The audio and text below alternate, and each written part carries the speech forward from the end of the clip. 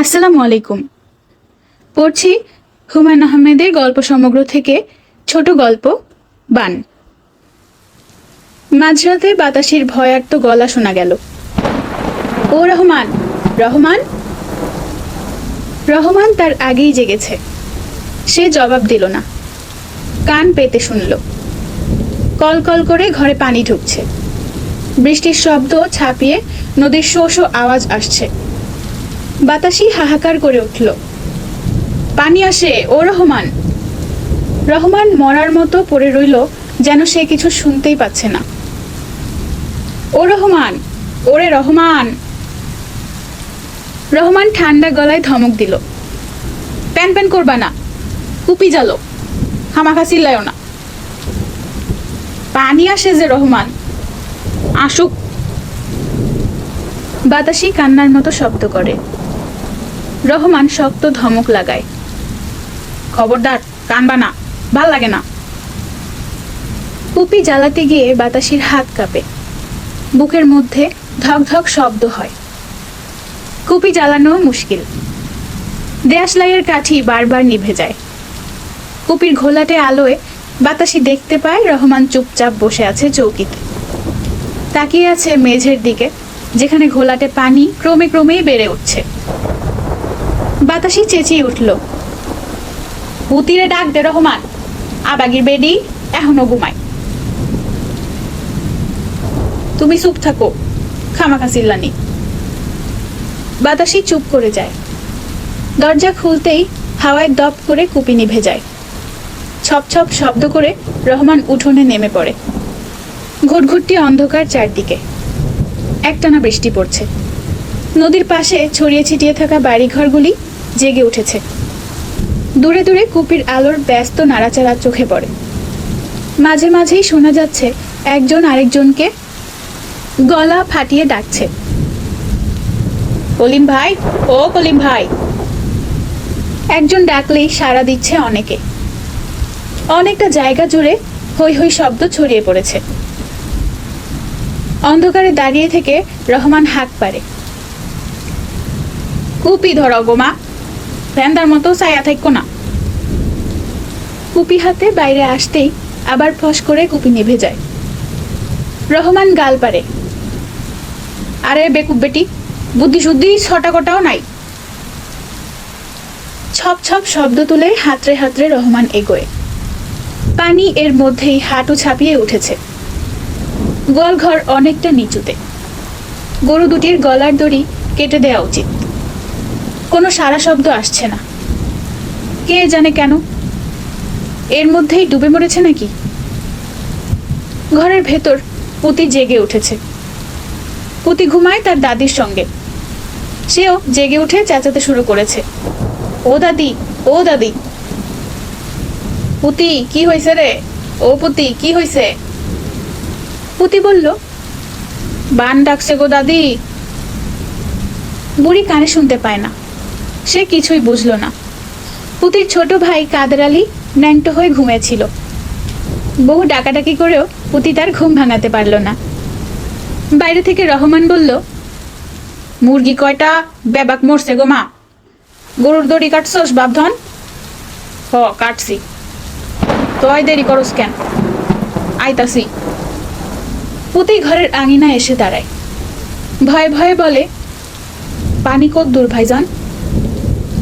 বুক পানি, জব্বর টান। রহমানকে দেখতে পেয়ে বধির দাদি গলা ছেড়ে কেঁদে ওঠে। রহমান বিরক্ত হয়ে বলে, কি হয়েছে? পুতি আমারে গাল পারে রহমান। দুত্তেরি খালি বাজে ঝামেলা।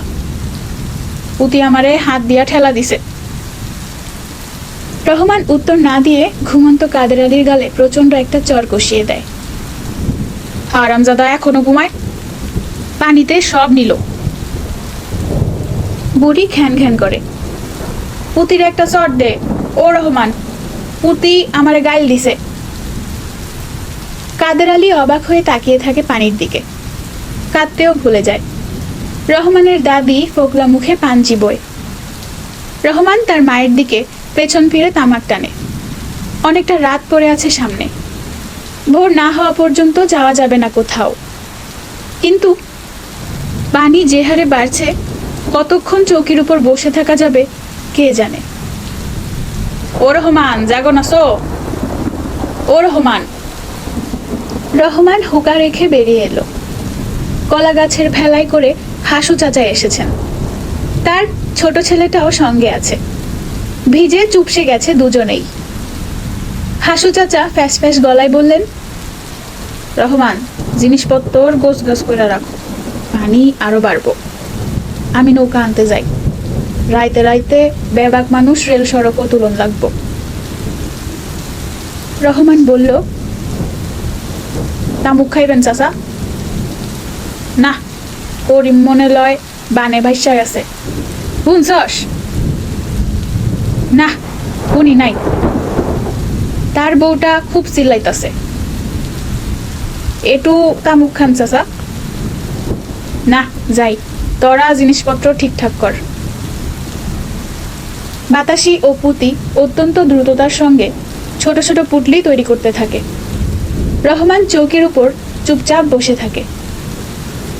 তার দৃষ্টি নিরাসক্ত, যেন কোনো কিছুর সঙ্গেই তার কোনো যোগ নেই।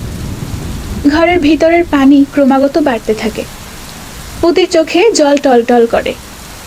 নিচু গলায় বলে, বড় ডর লাগে ভাইজান।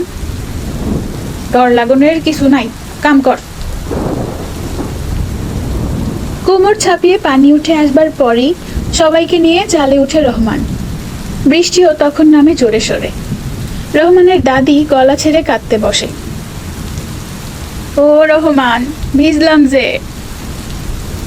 বুড়ির সঙ্গে গলা মিলিয়ে কাঁদে কাদের আলী।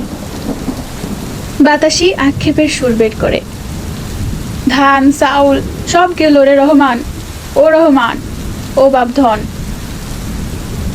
রহমান ধমক লাগায়, খবরদার, প্যান প্যান করবা না। অন্ধকার রাত, অঝরে পড়ছে বৃষ্টি। চারদিকে ফুলে ফেপে উঠেছে রাত্রির মতোই অন্ধকার জলরাশি। দূরে দূরে ছড়িয়ে ছিটিয়ে থাকা বাড়িঘর থেকে চিৎকার ও কোলাহল শোনা যাচ্ছে। নদীর শো শো আওয়াজের সঙ্গে সে কোলাহল মিশে অদ্ভুত শব্দ হয়। স্রোতের প্রবল টানে রহমানের বহুদিনের পুরনো চালা ঘর নড়বড় করে কাঁপে। ভয় পাওয়া গলায় পুতি ডাকে, ভাইজান, ও ভাইজান।